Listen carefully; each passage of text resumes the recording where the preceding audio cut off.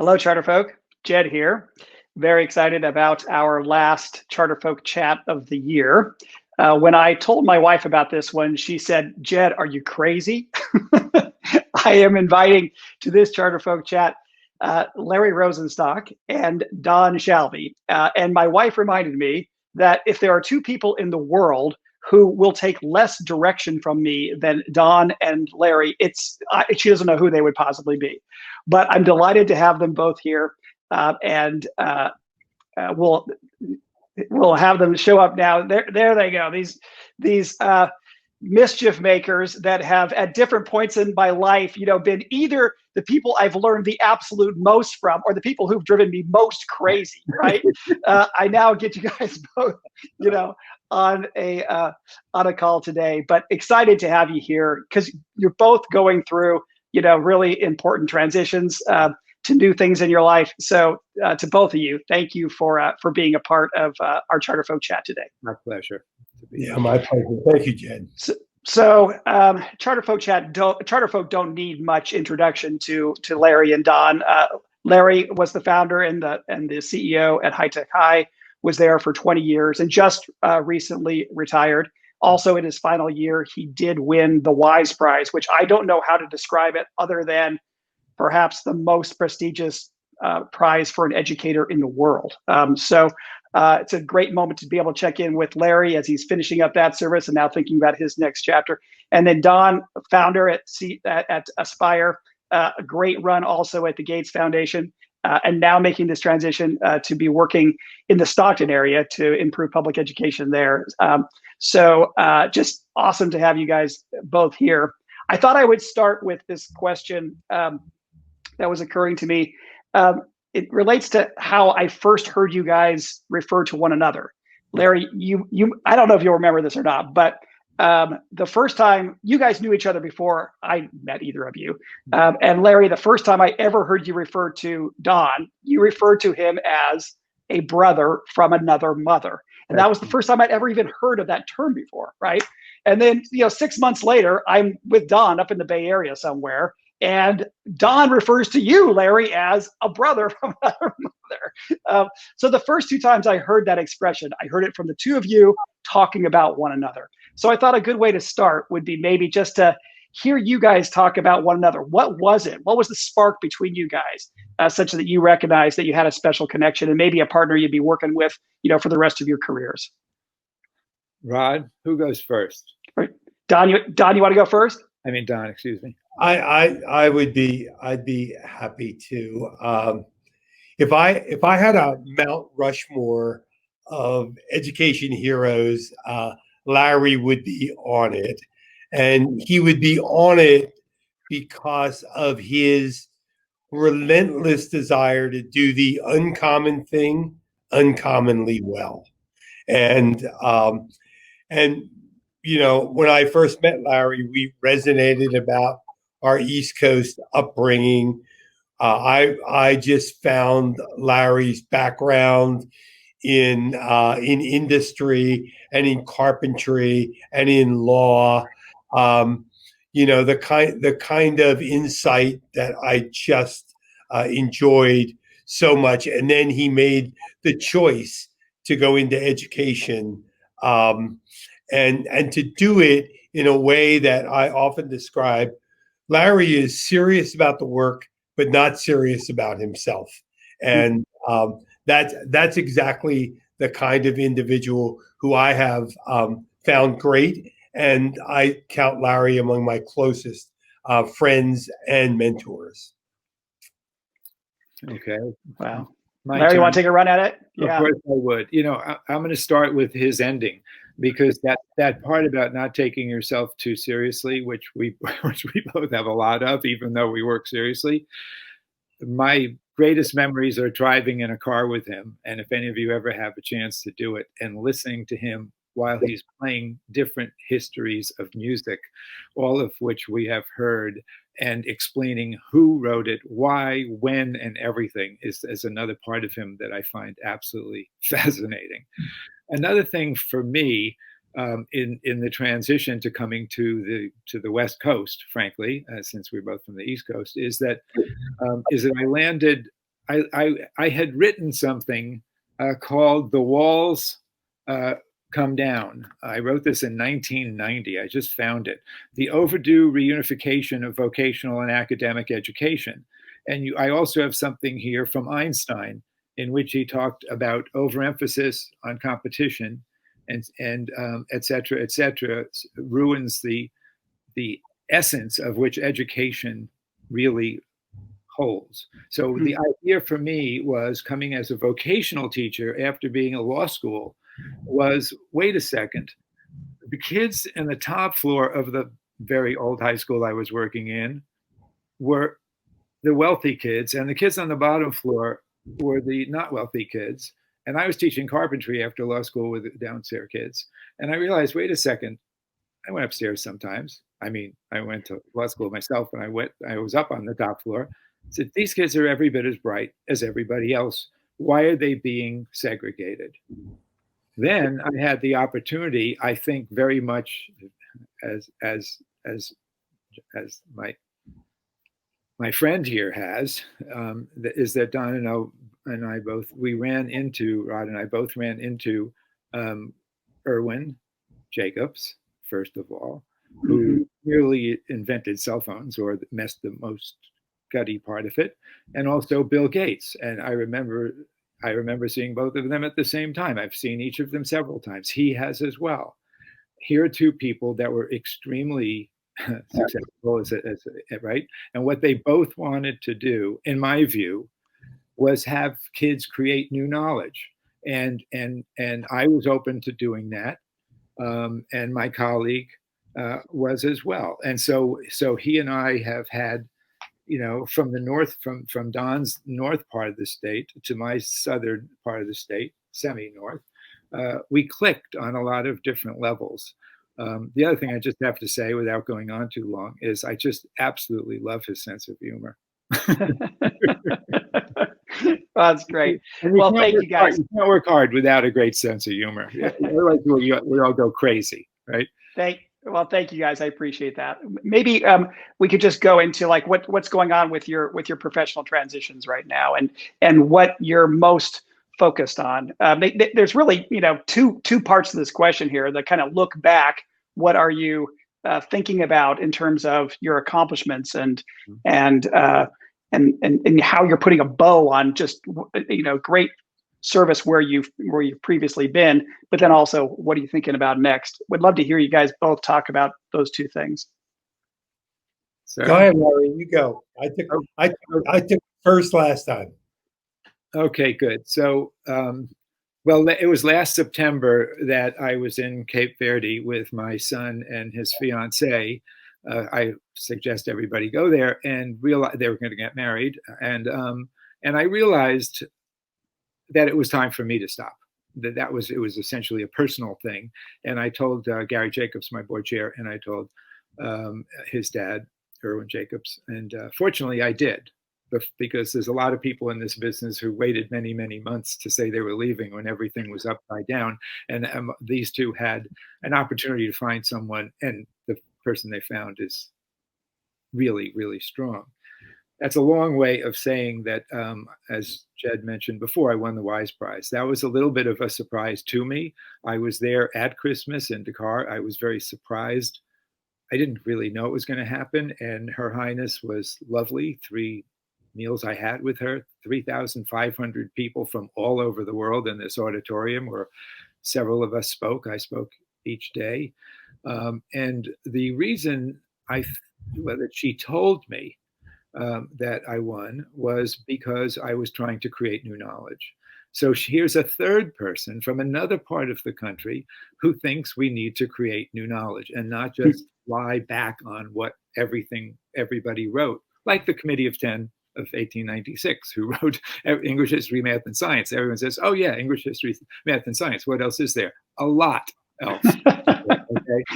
So finally, with the prize, half of our team is, with a very hefty group of resources, is putting together, almost done now, they've been working on it for months, a collection of the best work of students at High Tech High, K through 12, that is digital and also publishable, and will be given for free to anybody in the world who hears this and wants it.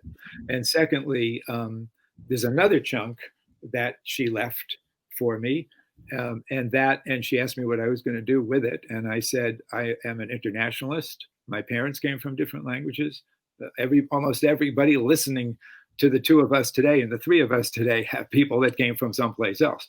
And so, and I'm gonna for sure ask each of you to, if you feel like to join one of these or two of these trips, and sit down with people and talk and say, here's what we're doing. Let me show you some work. Tell me what you're thinking about. The point is, finally, it's not just that they're learning from us. It's that we're learning from them. Yeah. Yep.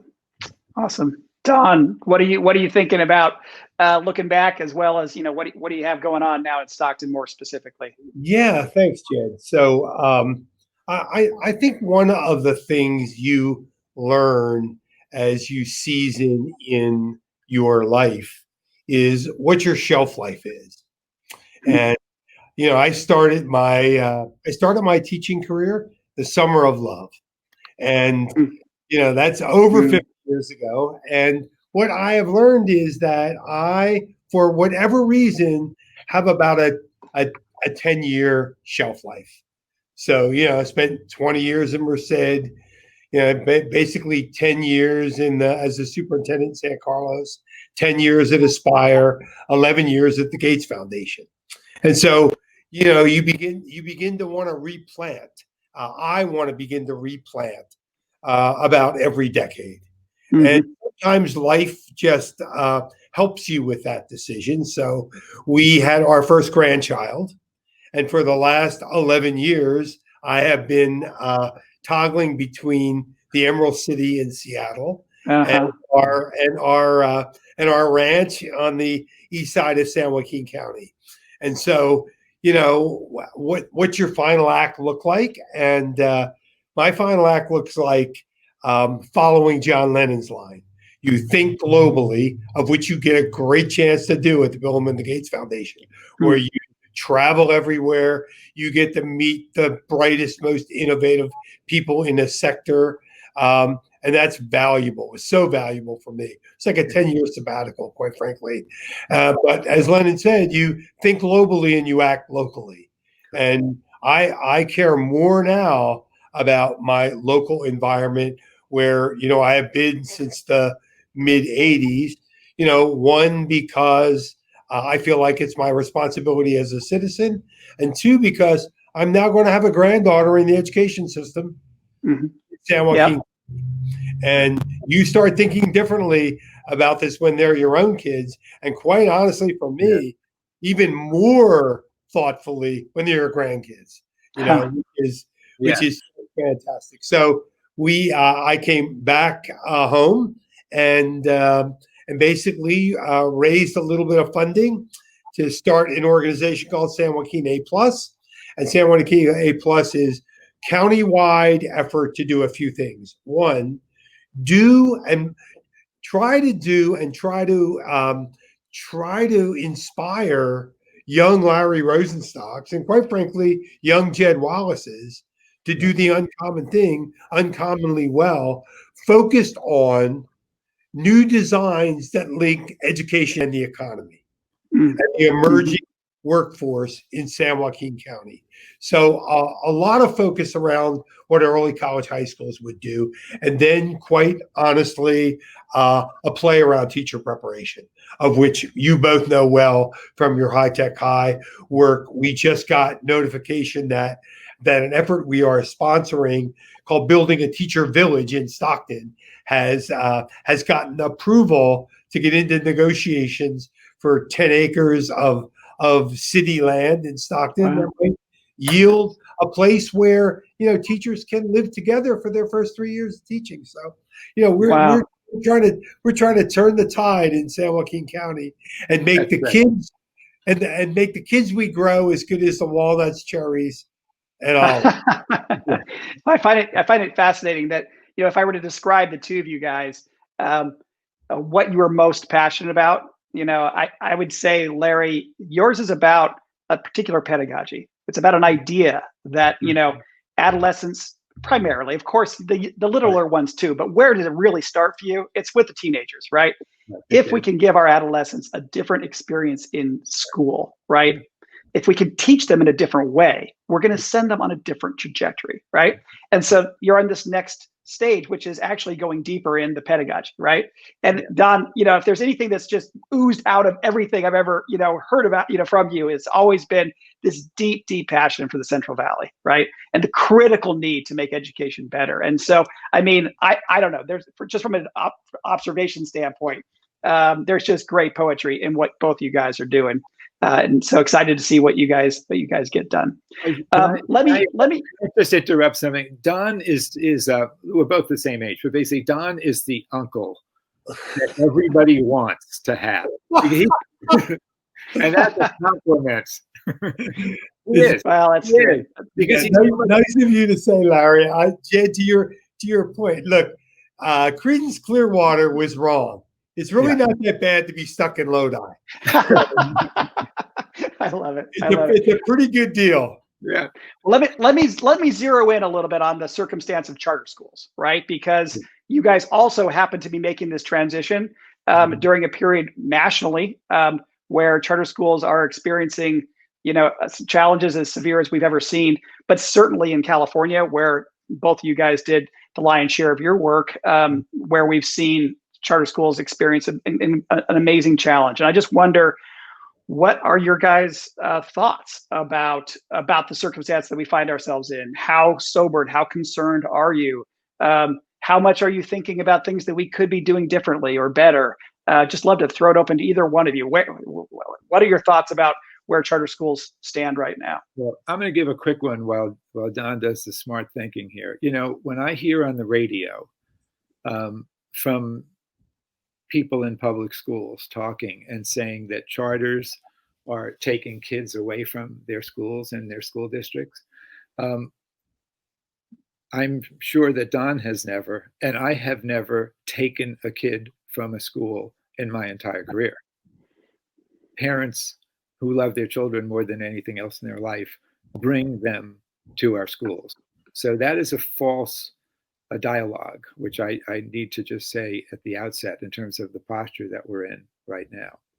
Obviously, there's a lot. Look at how we're not sitting in the same room with each other, and everybody in the world is not sitting in the same room with each other anymore. And I think there's something lost there that a lot of children, especially of tender years, are struggling with. And my daughter came here 6 months ago from New York City for a weekend, and she's still here and teaching kindergarten with her fiance, who also teaches kindergarten. And listening to them try to do kindergarten not with the kids in the room is really a challenge to watch. They're really good at it, and it's really, really hard to do. Jed, the question of whether or not a parent has a right to make a choice of the school their children attend has never been a question to me. Mm-hmm. I have found that even today, if you can afford to live in Palo Alto, you make a choice to go buy a home there and get a great education. Mm-hmm. And if you can't, then you are stuck in a system that sometimes can be really hard to navigate. So I think that public school choice is an important value that every parent should have. And like Larry, I don't think I ever kidnapped a youngster to come to an Aspire school, or didn't kidnap any family into coming to charter school number 1 at the San Carlos Charter Learning Center. That was an active, deliberate choice that parents make in the interest of their most precious treasure, their children. That said, I am a charter advocate. I'm not a charter chauvinist. And I think that there is, a public contract between anyone that wants to start a public school of choice to fulfill your promise. And if you cannot fulfill that promise, then you should stop doing it, or those that authorize you should stop you. Everyone should get the chance to try. But if you just try and you don't succeed with a what I would call a purposeful test kitchen for the interest of every public school in your community, then we shouldn't do that. Right now, these are tough times, Jed. I mean, the pendulum has swung so far to public school choice or charter schools are bad, that it will swing the other way. In the same way that 10 years ago the San Diego Chargers were in the Super Bowl and they were winning 10 games a year, and now they're in Los Angeles not winning any games, and the pendulum will swing back again. Well, let's put a point on this. I mean, High Tech High was the first organization in California to receive a statewide benefit charter, which allowed it to operate schools in many different parts of the state. It chose to focus its growth within San Diego, but it had the authority if it wanted to. The second organization to get a statewide benefit charter was Aspire, right? And Aspire's statewide benefit was attacked in court. But now we are at a place where in California, the statewide benefit doesn't exist at all. It is not a mechanism that is available to anyone. And in fact, the state board is really not much of an appeal board for any new charters that want to get started. And so I guess my question for you, Don, for both you guys is it just a matter of waiting for the pendulum to swing back? Or is it possible that so much damage could be done to charter schools now that when this pendulum swings, our sector won't be in a place to do the additional things that kids and families and communities need? Larry, do you want to go or do you want me to go? I'm smiling because I remember when I was at the state with Jed and we were getting the statewide benefit charter with our attorney and our board chair, and it didn't look very good. And Jed said, let's go back to San Diego and rethink this. And I said, I'm doing it right now. And I got up and said to the board, it would be the height of hubris for anyone to come before you and say that you benefited the entire state of California, which is the 5th largest economy in the world. As a matter of fact, if I may say, in due respect, lawyer means insult coming, I don't think the 10 of you can say that you benefit the state of California. 9-0 vote, baby. We got it. Okay. So I got to stop you, Larry. Wait a second. First of all, you just have to understand. I mean, only Rosenstock gets away with that. We're about ready to lose the whole room, right? And how does he decide to turn the room? He offends them all. He insults them. It says you don't have to stay away. And also, you have to know that for a year before that hearing, I was working on this legal definition of a statewide benefit, and I was just saying to Larry as we were going up to the pulpit there, just make the statewide benefit argument, and then Larry just undercuts it like, oh my God, who's kidding who that we're making a statewide benefit? But 30 minutes later, we had whatever it was, the 9-1 vote, and we had our statewide benefit charter. You will agree that the smartest thing I ever did was marry somebody smarter than me, and so basically she said, "Why is it that you do your best work when someone tells you you can't do something?" This is something else that I think that Ron and I have in common. I mean, there's something inspirational. Not at being a jerk and fighting people. It's not. It's being quiet and like he's been talking about his community that he loves so much, as I do mine. You're trying to be kind. You're trying to be listening. You're trying to be. You parents. You want to say, hey, what happens when you come here? Let me tell you what happens when you come to High Tech High. We don't segregate. We don't segregate the strong from the weak. Period. You want to know our college data? Off the charts. Okay. You want to know the demography? No segregation, off the charts. You want to know, the results of all these things, off the charts. And I just say that braggingly. It is true. You can do this, right? And it's also, I think that's a case of just sticking to your knitting and just working. And I also think for people, for like the two of us, and even the three of us, that they appreciate the fact that teaching people's children the most precious thing in their lives is really an act of love, frankly. And so that makes you really care who the teachers are, really care how their treatment of kids are. Not that you're saying, don't you do that, don't. Are they really the right people to get the right type of way? And I think all of us have seen examples of where that plays out very well. I certainly saw it in Ron's schools when I visited it, and I think that we were pretty successful at that, which leaves us to another question that we're going to have to discuss in this moment: is what are we going to do given the fact that everything's pretty close to being shut down, right? Yeah. I don't think there's a quick answer to that, but how do you wind it back up again is something that keeps me up a lot at night. Yep. About. Don, how do you worry? Do you worry about things being shut down so much that when the pendulum swings, we're not going to be ready, or is that just a overblown concern? I think it's a concern. I don't know whether it's overblown. I just want to reference one piece for Larry that I think both he and I conveniently forgot, which was our commitment to one another, that when we both got statewide benefit charters, we were going to have tattoos of our logo. And I'm happy to say, Larry and Jed, I didn't go ahead and get that like little Aspire logo on my ankle. Yeah, I would. So Jed, let me just talk about the concern. Look, if one of the purposes of the charter law is to provide innovation, right, and if a second is to give teachers the opportunity to create their own schools, we didn't get authorizing right in California because we made authorizing overly political. Yes. As a result of starting locally, not having university opportunities, not having mayoral plays, and in that way, I think we missed it.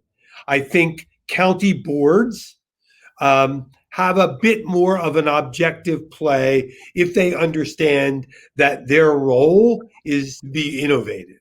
Because I think as a former school district superintendent, it is hard to innovate. Right. And you don't want to get caught up in the innovative play, which many superintendents do. And if I could take a second to just tell you what that looks like. Yeah. What it looked like for me in San Carlos, and I say this in the nicest way, 4 parents whose kids could sing wanted a performing arts school. And they would just hound me to create a performing arts school. And I knew exactly what would happen. If I created a performing arts school, it would be the infant in the house. It would cry. It would get on-demand feeding. And we would staff it with people who really weren't part of the arts. So you don't want to, as a school district, don't want to get into one-offs, but you have to have innovation inform your system for whatever that innovation needs to be. If it's a culinary arts academy with Vintnology in Lodi and North San Joaquin County, then that's what you have to do. So I feel like if you pay attention to all of the purposes of public school choice, you realize you have to create more authorizing opportunities.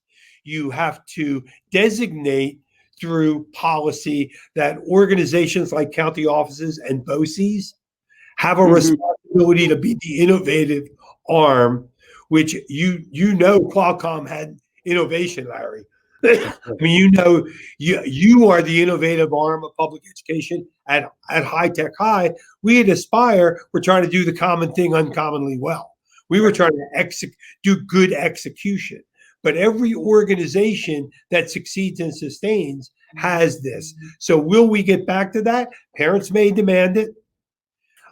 The other thing I want to say, Jed, is I don't want to just have this be about charter. I want to have this be about autonomy and how critical autonomy and accountability are. Do I want to see, a school district create autonomous schools and give teachers the opportunity to create and give them charter-like freedoms? Of course I do. Because, as Larry said, that's how we're going to get new knowledge. So I'll stop there. Well, I've said that I thought that my biggest mistake during my 10 years at CCSA was that I allowed the charter school movement to get positioned as one massive replacement strategy, rather than also being something that offers a tool to every community to make their school better. Because that's how I got into this in the first place. I was at a school that wasn't doing very well, and there was a conversion mechanism that was in front of us. And I think conversions have turned out to be, in our Los Angeles schools and some northern schools as well, extremely successful. But they're more complicated. They take longer to get going. And so I think for many of us, we just didn't make that a priority. And so what happens is then charters is seen as nothing but a threat, right? And so the whole establishment says, ugh. And I just think we should be doing everything that we can, whether we want to call it autonomous schools, or we want to call it charter schools or whatever, coming to those that are within the establishment and saying, take this tool and make your school better, and we will support you. And we care as much about you doing it as we do about our others who have already opened charter schools. Right. Yeah, I think so too, Jay. I mean, let's look at what charter has done is pinpoint to a few freedoms and autonomies that make a difference. And every school ought to have that opportunity. Yep. Well, but Larry, coming to you in terms of you were at Ringe and Latin, whatever it was, the oldest or second oldest school, the history better than me, but, and you tried to do it many of the things that you're trying to do within High Tech High, and you couldn't. And, it was really that charter freedom that gave you the context to fully express your ideas. How do we make sure that if we've got people that are within a traditional, setting, that they get enough freedom that they'll go ahead and succeed and be able to make the next High Tech Highs rather than just recreate the dysfunctions of Ringe and Latin? Well, what's ironic about Ringe and Latin is that it's got MIT on one side and Harvard on the other. In terms of innovation, both of them. I've been on the faculty at Harvard, of course, but MIT. Look at how much has come out of MIT and Harvard, but really out of MIT, and so hence Irwin, who came out of MIT. So the issue is, yes, are we going to give a spirit to children of all ages to let them, in a sense, create new knowledge rather than just spit out old knowledge? Yeah, you have to understand what went before in order to do that, but to just test them on what happened back then and not give them an opportunity to create new knowledge is always a loss, it seems to me. That's why I love the exhibitions at High Tech High more than anything else. They're jammed with parents. Everyone wants to see what their child did. Kids are working in teams. When everything kind of fell apart last spring, 2 doors down from my office is a classroom, and there were two teachers that were doing physics, and over 2 years they were struggling on what to do, frankly. And what they landed up doing was getting into rockets, how rockets are made. And they made little rockets, and they made those kinds. And I know this very well because I used to get in very early in the morning. I don't go anymore, and stayed late at night because I'm very addicted to the place. And I could see how many more kids were coming in and coming in and coming in. Now there's a place everybody who's listening should know that's 5 hours north of San Diego, where you have the right, if you are capable enough, to send up a rocket. The only entities that can send rockets up there are Cal Berkeley, UCLA, the U.S. Navy, and High Tech High. Okay? We have kids that's true. We have kids that have set their rockets up that are 2% shy of breaking the sound barrier. Now, can you describe what it's like to be with teenagers driving back to San Diego after that experience? They don't want to go home. They want to work all night. They want more. They want that extra 2%. It doesn't mean we're so great. It means that you get that inspiration going. You don't get it all the time, but if you get it some of the time, it's better than none of the time. Because if you get it some of the time and you're respectful of everybody else who's curious about it, you realize you can do this too in a different sector or the same sector if you want to. More is more is more is more. And this is what I think we need as a society and as a country to help kids create new knowledge as well as understanding old knowledge. Question for you both, just in terms of being at this stage in your guys' careers, and just seeing all of the young people that are coming into the charter school sector right now. And I know, Larry, that at High Tech High, when you made several of your first schools, you made sure that you had a senior teacher who had years and years of experience working in the traditional system, be there as an anchor so that the others that hadn't had that experience could appreciate what was different about this place, right? And so I just wonder if you think there are things that we could be doing, larger, movement wide, to try to help our newcomers who are coming to the movement appreciate what we have. And I'd be curious if there's like anything about the history of charter schools that you think it's really important for newcomers to understand as they come in and begin to take our movement in a different direction, a direction that they believe is the right one. I wonder if it's pedagogy as much, if not more. But basically, you're asking a very good question, and I can't answer for my colleague, but I sense he's in the same position. I wanted as few rules as possible. Frankly, that was my idea. It's like run until I blow the whistle type of speaking, as I said earlier, and having tremendous respect for faculty and tremendous respect for the 16 people that run the 16 schools of High Tech High. Now, obviously, I picked all 16 of them, so I have very high regard about them. I met with them once a week. What they saw in me over time, I don't know if they realized it or not, I intentionally got more quieter and quieter and quieter and quieter every year because I wanted it to be theirs, theirs, theirs, theirs. So I think to leaders of schools who are listening to this, I think one of the because we've all been in that role in various ways, you have to give a lot of room to people to try new things and just say the world is not going to come to an end. We have to do some other things that the state absolutely requires anyway. We're going to do those. All right. They're not that hard, but let's really have them doing some inspirational work. I just love, as I said earlier, when parents come in and you can't even fit any more human beings in the building. They're really crazy, but everyone's looking at your work, Jed, and everyone's looking at his work over there, and no one's looking at my work. No one is being rude to me. I'm going home that night, and I'm the next morning, and I'm thinking, I'm not going to do that again. I'm going to be ready next time. I want people to see me just like other people were noticed. It's just human condition. And I think that we could get farther faster, especially with what's going on our planet right now, which is a whole other new thing. It took us, as they say, it took a long time getting into it, and it's going to take a longer time to get out of it. So for people who are wondering, we got a lot of time here, but we got a lot of work to do. And how many people are listening who are teachers who are not sitting in rooms with teachers every day? And the challenge that is. Yeah. Don? Yeah, I want to echo a little bit of what Larry said. And let's just start with the three of us. We have all been teachers. Yes. And I think at the end of the day, every June, when the school year ended, we decompressed. We probably drank a lot of beer for a couple of nights. And then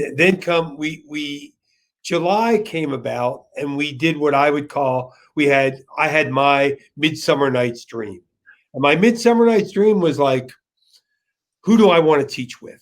Who do I want to work with? At the end of the day, the real chemistry is when you work with stunning colleagues, a whole community of stunning colleagues. Yeah. And I think that's what Larry did at High Tech High. It's certainly what I tried to do at Aspire, particularly in the early years. And you did everything you could to create a community of stunning colleagues who were smarter than you And I recall when we did the first applications for the first Aspire school and did it for the schools after that, we allowed people to apply in pairs and trios. Yep. Which Yep. is unheard of in a typical public school system, but it's a great notion to do because you've always got in any given system two teachers who are teaching kindergarten in two different schools who are friends and always want to work together, and the opportunity never creates. That's how we got to great kindergarten teachers. Yep. They applied as a pair. So Right. you have to think about innovation and new ways of doing things inside your systems, not just inside your classrooms. So Yep. Very good. the piece that you asked me, is there anything about the history, Jed, that that newcomers to at least the choice arena, or in this case, the charter arena, should know? Is guys like Larry and me believed there should never be any secret sauce or never be any secrets. Correct. We were all trying to build a sector, and the only way we could build a sector was to see ourselves as trusted friends and allies in a bunker of folks. Why we do. I mean, I can recall saying to Larry, I'm thinking about this, and this. And basically, minutes later, Larry would send it to me. He would email me systems that High Tech High created. You created them, that took hours and months and years to fine tune. He was giving it to me. Right. Yeah. And I was doing the same thing. Like that is really what matters. And if we lose that today, you're right. Then the sector will not be what it is designed to be, as a formidable, purposeful test kitchen in the interest of all children. Very well. So one thing I would just say about CharterFolk broadly, and about my own experience as well. I come from a family of educators, mom and dad, 33 years, dad principal, mom a teacher. I thought I had a fairly good idea what public schools were like, having visited their schools and classrooms my entire childhood. And then I got to teach in South Central Los Angeles, and I was like, oh my goodness, my experience has not prepared me for this, right? And the incompetence in instruction, and just the operations of the school, and just the cultural breakdown, I just could not believe it, right? But really, I don't think that alone, being appalled by the incompetence and the cultural problem, would have motivated me enough to just keep working at the frenzied pace that I was, right? What motivated me was a sense that those kids and those families were getting a raw deal. It just wasn't fair, right? And then the more I learned about what was happening in all sorts of other places, just that feeling of a lack of fairness, right? And then the unfairness breaks down along all of our societal levels, on race, on class, on these kinds of things. And if I were to, just generalize about so many people from early on in the charter school movement, you too, is that both a recognition that, hey, we can do better, but also we're motivated to do it because we see that those that need it most aren't getting it. Can you guys just comment on that in your own experiences? To what extent was that awareness of unfairness that extra octane that gave you guys the oomph to push through resistance? I'll try, Jed. I'm more. I want to go back to respond to your question more around the human capital play on this. And again, I think at the end of the day, my early teaching experience as a middle school science and math teacher was far more about the fact that I felt privatized. I was in my classroom, my door was closed. No one really had the time or the inclination to want to share very much. And so you became private and practical because there was no community. And even when you tried, because you just didn't know one another well enough, I felt like I was I was in a high school garage band, and we were doing the best we could, but we didn't rehearse enough. And, we didn't really have good models in this. So I long for, being part of a team that's not a garage band. I want to be part of Earth, Wind, and Fire. Like, I want to be part of a place that really we think together, we act together, we improvise together, and that's what too few schools actually have and sustain. Right. And every teacher deserves the right to be, part of the Beatles or the Rolling Stones or Earth, Wind, and Fire. Right. And in our case, well said. And in our case, we, out of about 4,000 graduate schools of education in the United States, I think there's a small handful, or smaller than a handful, that are embedded in K-12 schools, which is pretty odd when you think of it. So that's why we created a grad school of education. Mostly because someone said, I'm not sure you can do that. And that meant that they woke up the next day and we already had. And so, we got Ben Daly, who's absolutely brilliant, and a really terrific staff of people. My colleague, friend for my whole career, Rob Reardon, with a major role in it. We worked together at Harvard and at Cambridge. And so we said, well, maybe to some of the points that are being made by Don right now is, are there ways that we could bring it into schools in a way that works for faculty so that they get some of that inspiration after school? The downside, I understand. It was for me too. I get up early in the morning, I'm there all day, and at night I'm teaching classes, So I was like, okay, how much do we really need to be doing this? But we do. And I think that having people coming into the school to help teachers grow is a very, very important thing. I bring it to them rather than make them go to it, is my point. Letting teachers work in teams is another easy one, I think, that just works a lot. Don't just put people in autonomous isolation all the time. That's what happens to most of us. Oh yeah, you're in this locked up thing. No, let them work on teams with which kids we take together and this and that, or we do that together, or the other thing. That's really what I think that we should just, in my view, in order to get better results, we need to loosen it up a little bit, frankly. I still go back to the Committee of 10 of 1896. I mean, come on. The world has changed in 100 years. I think schools can too.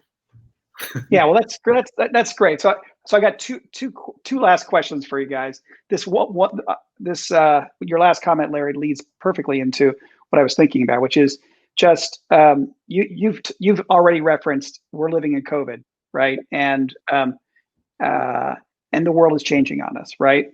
And I think since the death of George Floyd, just the equity issues as well. For the world is changing much more rapidly. Our schools need to be able to change, just to be able to keep up with the changes in the world. The other thing too, though, is I just think there's a demand now for greater equity within our public schools. They're going to have to change to get fair enough as well, right? And so absolutely. I guess that's what ultimately makes me more optimistic about this pendulum thing, Don, is that the underlying conditions of our schools are such that there's going to be this pressure on schools to get better, and and ultimately that kind of constructive pressure is what's going to lead things to get better. So I just wanted to hear you guys just talk generally. Do you think that there is like a special moment in terms of a need for our schools to be able to evolve more rapidly now? Or, Wallace, we were thinking the same thing back in the 1960s and 70s. There was as much urgency to evolve our schools at that moment as well. Something unique now, or just another continuation of a very similar dynamic? I'll go. I think the world is changing and schools need to also. And I think that we're going to see a lot of people of our age, not two of our ages here, where we're going to be moving on to doing something else. And there's probably a lot of us in that age group who aren't teaching or being in school because you can't quite be there anymore through no one's fault. It just happened to all of us. And so therefore, I think there's an opportunity in the world, and certainly in the United States, to change the demography of teachers, so that they're far more reflective of the students that they're teaching. There's no question about that. There's a lot of preparation that needs to be given to that. All right. And then, of course, it raises this other big question of that we're all one after all as well. We don't want that to be segregatable. We've already tried segregation and that did not work. We don't need a new form of segregation. We need a form of integration, and we're still working on it. And hopefully we'll be able to find it, because it's our children need it and our adults do as well. Jed, similar to Larry, this time it's real. And I'll tell you why I think this time it's real is because this pandemic has demonstrated to parents that there are three aspects to curriculum that almost never change unless you're high-tech high or unless you're expeditionary learning. And the three things that never really changed, and now people see it, are time, space, and grouping practices. Like right now, in this pandemic world, you can go to school anytime. You can do it virtually. You can be in a different place. That place is not called a school. That place is your den, your garage. And so the more people realize this, and the more many children say, I can do as well, if not better, in a setting that accommodates my time, space, and grouping practices, we're going to see some real demand for innovation. We're going to see, let me just describe what that looks like, and then it gets to your question of equity, Jed. So in the north part of San Joaquin County, a number of farming families, winemaking families, who live on one big piece of property, take the 7 or 8 kids in that family, and they clean out a space of a winery, and they set up a school, and they hire a student teacher from the University of Pacific, and you now have a micro school. Yeah. And we're seeing more of that.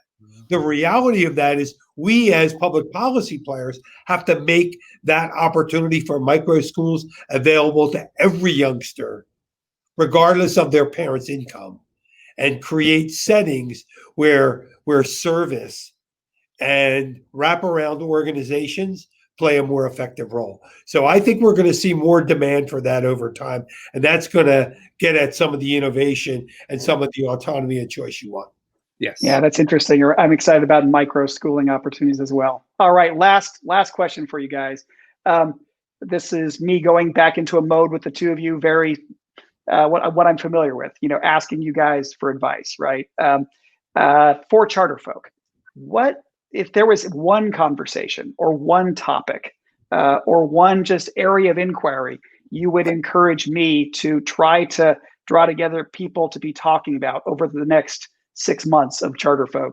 What is it? What are the discussions that we just have to have if we're going to get through this moment that's as challenging as most of us can remember? Okay. I'll go first, okay, since there's a pause. I would question English, history, math, and science, okay? I would question autonomous isolation of teachers.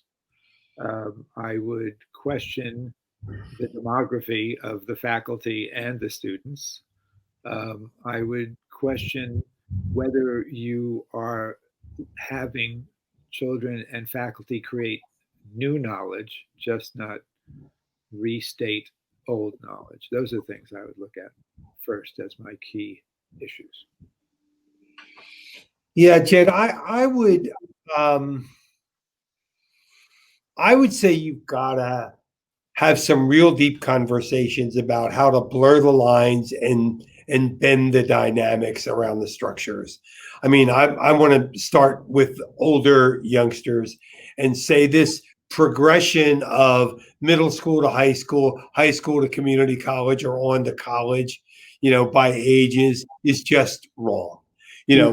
We should start looking at work and higher ed at earlier ages. We should think about the 3, 4, and 5 year high school to accommodate so many youngsters who need a work experience, who need an occupational identity, and need to earn money for their families at an earlier age. And how we start blurring those lines matter. And again, I would say, you have to do this in a collective. Look, the only reason the Beach Boys created Pet Sounds is because the Beatles came out with Rubber Soul, and this desire to continually innovate in whatever field you're in comes from putting the newest, most innovative things in front of those folks who want to be challenged. So yeah, that's what I hope you would do. That's really, really insightful. Darrell Bradford, I had him on recently for a CharterFolk chat, and he was just like, hey, you guys want to get yourself situated better for the long term, innovate and be doing things that are necessary right now, and do these micro school ideas and figure out how it can be done in an equitable way. So really great stuff. Well, guys, I appreciate immensely your guys' time. I'm going to close by just remembering what Leonard Cohen said when he heard that Bob Dylan had been awarded the Nobel Prize, right? He said that awarding Bob Dylan was like putting a pin on a mountain, right? And, when I think of the two of you guys, right, I just think of two just massive mountains, right? And you guys have had incredible accolades, whatever, the Wise Prize. Don, I was there for your induction into the National Charter School Hall of Fame. I mean, you guys, deserve your awards and accolades for sure, but none of the accolades do any justice. You guys have just been so important. Please note that Don, which I love him for, brought up music from my age and my vintage. Thank you, brother. I was waiting. I would have been really disappointed if this ended and I didn't get a little juice, but I got some, baby. Only because you're my brother from another mother. You got it. Brother from another mother. Thank you, Larry. Right. Thank you. Hey, thanks, guys. Okay, take good care. Bye-bye. All right.